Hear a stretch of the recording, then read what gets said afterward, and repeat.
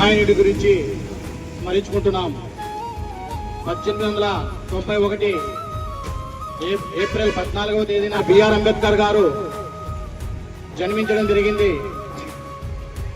Doctor BR Ambedkar గారు స్కూల్కి వెళ్తున్న స్కూల్లో కూడా అతనికి దగ్గరలో కాకుండా పిల్లలతో దూరంలో కూర్చోబెట్టుకునేవారు. అయినా కూడా చదువు చెప్పే టీచర్లు కూడా తనని దూరం పెట్టేవారు. ఇవన్నీ అధైర్యపడకుండా చదివే మార్గం, చదువుతోనే ప్రపంచ మానవాళిని కుల వివక్ష లేకుండా చేయొచ్చు, అంటరానితనం లేకుండా చేయొచ్చు అని చెప్పి మహారాష్ట్రలోనే ఎకనామిక్స్ దానిలో డిగ్రీ పట్టా పొందడం జరిగింది. అలాగే అమెరికాలోనే మనకు ముఖ్యంగా పిహెచ్డి కానీ పీజీ కానీ మొట్టమొదటిగా ఆ రోజు కాలంలో ఉచిత విద్యంగా డబ్బు లేకుండా చదివిన వ్యక్తి ఎవరెవరు ఉన్నారంటే డాక్టర్ బిఆర్ అంబేద్కర్ గారు. అలాగే కాదు, లండన్ ఎకనామిక్స్ లో కూడా చదివిన వ్యక్తి డాక్టర్ బిఆర్ అంబేద్కర్ గారు.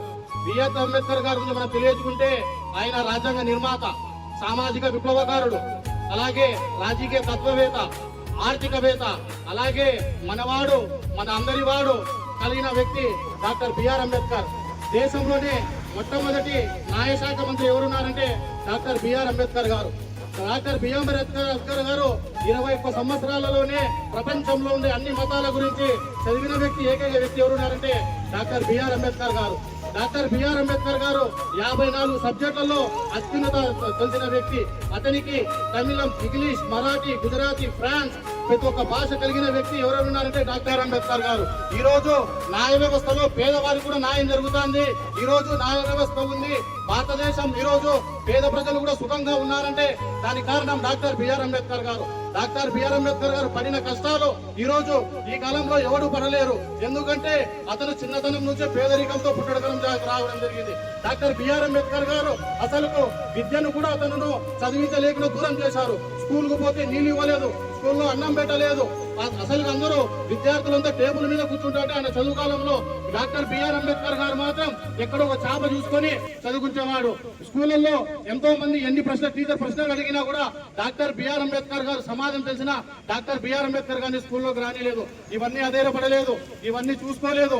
ఒక నా కారణం డాక్టర్ బిఆర్ అంబేద్కర్ చెప్పింది ఒకటే, నేను చైతన్యాన్ని బలపరిచాను, ఈ చైతన్యాన్ని కానీ ముందరికి తీసుకునే కానీ మధ్యలో ఆపేయద్దండి, దయచేసి ఆ చైతన్యాన్ని వెనుకలకు తీసుకురావద్దని చెప్పిన ఏకైక వ్యక్తి డాక్టర్ బిఆర్ అంబేద్కర్ గారు. డాక్టర్ బిఆర్ అంబేద్కర్ గారు ఏం చెప్పారంటే, చదువు, కష్టపడు, సాధించు, నీ కుటుంబాన్ని ఆర్థికంగా తెలుసుకో అని చెప్పిన వ్యక్తి డాక్టర్ బిఆర్ అంబేద్కర్ గారు. అలాంటి వ్యక్తి డాక్టర్ బిఆర్ అంబేద్కర్ మన దేశంలో పుట్టడం, మనలో ఉండడం మన ప్రపంచానికి, మన దేశానికి గుర్తింపని నేను తెలియజేస్తున్నాను.